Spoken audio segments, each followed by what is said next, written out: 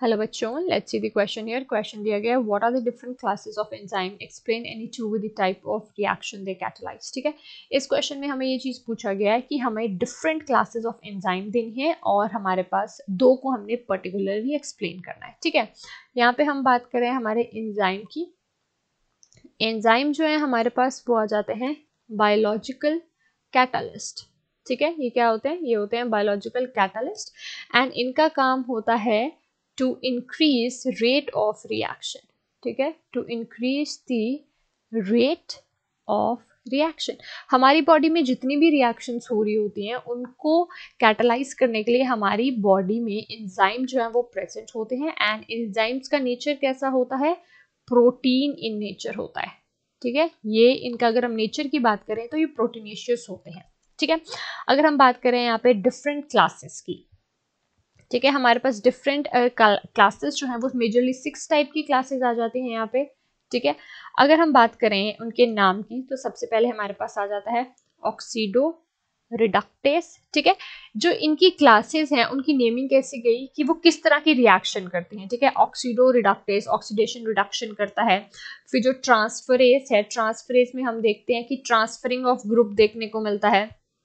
फिर हाइड्रोलेस में हम देखते हैं कि हाइड्रोलेस इसलिए रखा गया क्योंकि वो हाइड्रोलिसिस करते हैं। ठीक है, फिर हमारे पास आ जाता है लाइसिस। ठीक है, लाइसेट्स होते हैं जो जॉइनिंग में हेल्प करते हैं।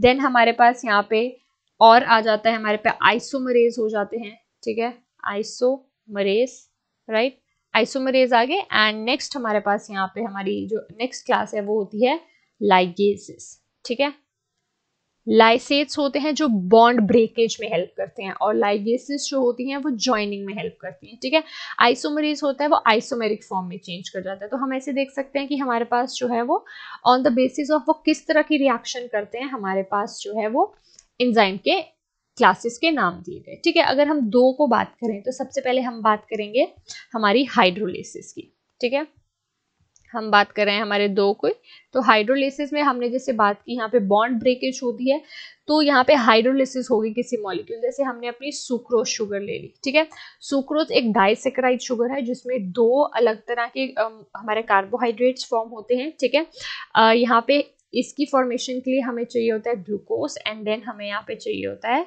Fructose, glucose and fructose. तो जब ग्लूकोज और फ्रक्टोज आपस में जुड़ते हैं तो सुक्रोज बनता है, पर जब इसकी हाइड्रोलिसिस होती है तो अगेन ग्लूकोज एंड फ्रक्टोज की फॉर्मेशन हो जाती है। तो ये हाइड्रोलेज एंजाइम यहाँ पे आ जाता है। ठीक है, अगर हम बात कर रहे हैं नेक्स्ट यहाँ पे अपने ऑक्सीडो रिडक्टेस की।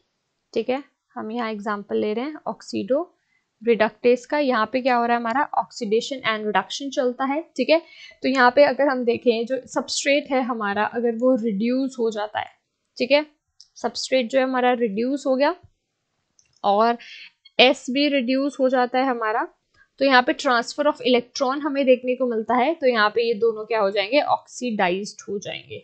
ठीक है, क्योंकि दोनों से क्या होगा? इलेक्ट्रॉन का ट्रांसफर हो जाएगा, तो दोनों के दोनों जो है सबस्ट्रेट वो आपस में ऑक्सीडाइज्ड हो जाएंगे। तो ऐसे जो है वो रिएक्शन चलती है। जैसे लाइगेसेस जॉइनिंग के लिए हमें जब हमारे डीएनए स्ट्रैंड्स में हमें दो अलग जो ओकाजा के फ्रेगमेंट्स होते हैं उन्हें ज्वाइन करना होता है, तो ये एंजाइम वहां पे वर्क करता है। सो ऐसे चलता है काम। I hope you understood the question well here. Thank you.